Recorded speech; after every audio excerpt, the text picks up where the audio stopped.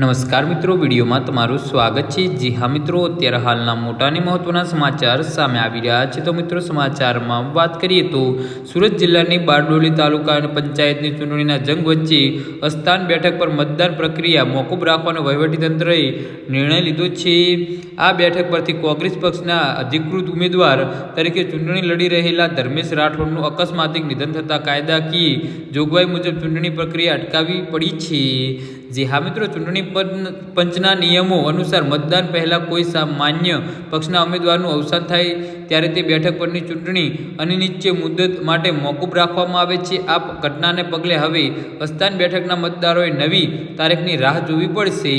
ચૂંટણી પ્રચારના છેલ્લા તબક્કા દરમિયાન ધર્મેશ રાઠોડની તબિયત અચાનક લથડી હતી। સતત દોડધામ અને માનસિક દબાણના કારણે તેમનું સુગર અને બ્લડ પ્રેશર લો થઈ ગયું હતું, જેનાથી તેમની સ્થિતિ નાજુક બની હતી અને તેમને તાત્કાલિક હોસ્પિટલમાં વેન્ટિલેટર પર સારવાર માટે રાખવામાં આવ્યા હતા। પરંતુ 2 દિવસની સખત મથામણ બાદ તબીબોએ તેમને બચાવી શક્યા નથી અને ઉમેદવારની આ અકાળે વિદાયના કારણે સમગ્ર ચૂંટણી તંત્રમાં આ બેઠકની કાર્યવાહી સ્થગિત કરવામાં આવી છે। જી હા મિત્રો, તો આના વિશે તમારું શું કહેવું છે તો નીચે અમારી કમેન્ટ બોક્સમાં જરૂરથી જણાવજો અને અમારી યુટ્યુબ ચેનલને સબસ્ક્રાઈબ કરવાની ભૂલતા નહીં। ધન્યવાદ।